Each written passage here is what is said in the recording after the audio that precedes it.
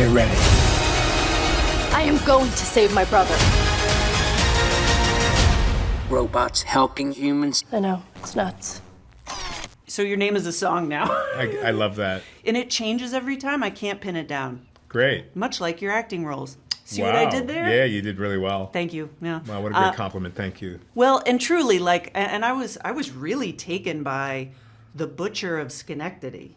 I was Yeah. like, damn, that's a name. That's a name. Right? Yeah. Well, so I actually, because you can play anything, I thought maybe we could do like a quick Mad Libs, where first you give me a job. Mm-hmm. Any job, think of a job. Oh, We're gonna play okay. a game. I mean, an unofficial game, but Okay, housewife. a place. Seattle.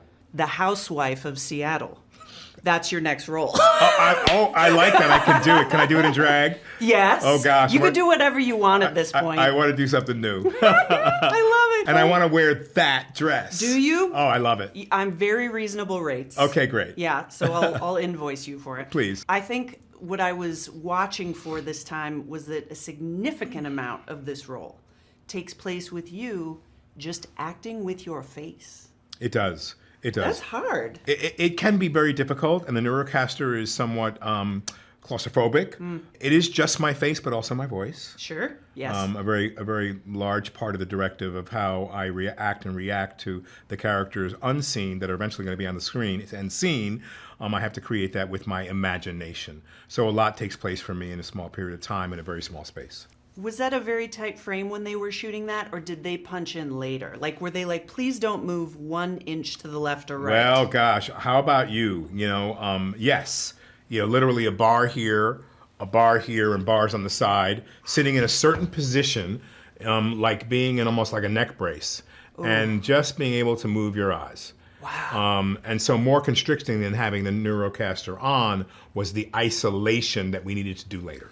And it was giving notes of Gus Fring to me, because I really feel like that's your zone. Like you're giving so much with so little physically. Certainly something I thought about in terms of how I would depict that when my head was non-moving in between two iron metal bars on a chair with a little pillow behind me, and I couldn't really move my body. That sounds like Saturday night at my house. Yeah, well, okay. I like that. Wow, little S&M, huh? Gotta love it. I have to say that my attitude really harkened back to my days in military school, to feeling like I'm a soldier and a warrior, and that I do what I have to do.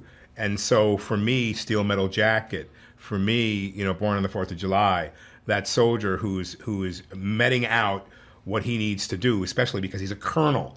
So, I can imagine that he would be stern, as Gustavo Fring may be, but wasn't in my consciousness. I was really trying to be, I have a thing that, you can't lead unless you can follow. Right. And Bradbury has followed, and now he's leading. I was deeply going through the filmography as I was, busy singing the Giancarlo Esposito song. And I came up with Buggin' Out. Like, Do the Right Thing is one of those movies that has come full circle. Yes. And is there a way that you approach acting now that you feel is significantly different from back then? I have building blocks that I use as a template, but each role has a different way of finding itself. And so in these last few years, I allowed because I come from the theater and the playwright's word is everything, and the filmmaker's writing is everything. So I try not to impose myself upon the material until the material inspires me and imposes itself back to me. And so I start with a whisper before it even gets a voice, to figure out what that voice is. If you notice, Colonel Bradbury has a very distinct twang and accent. That was because he was originally called the Marshal, and the original template for him was a cowboy with 6 guns and a cowboy hat and a badge and a vest. And so and so it made me think of Jon Favreau saying that everything in life and everything in the movies is a gunfight. It's a Western. And so even in our war-torn world and this dystopian world that harkens to the 90s, in this particular movie, it's still a Western, right? Just a different kind of Western. Those kind of stakes are, the high-stake world is there. And so I value allowing my inspiration to guide me, and to allow it to take time to happen and to completely figure out how to create anew with each character I play.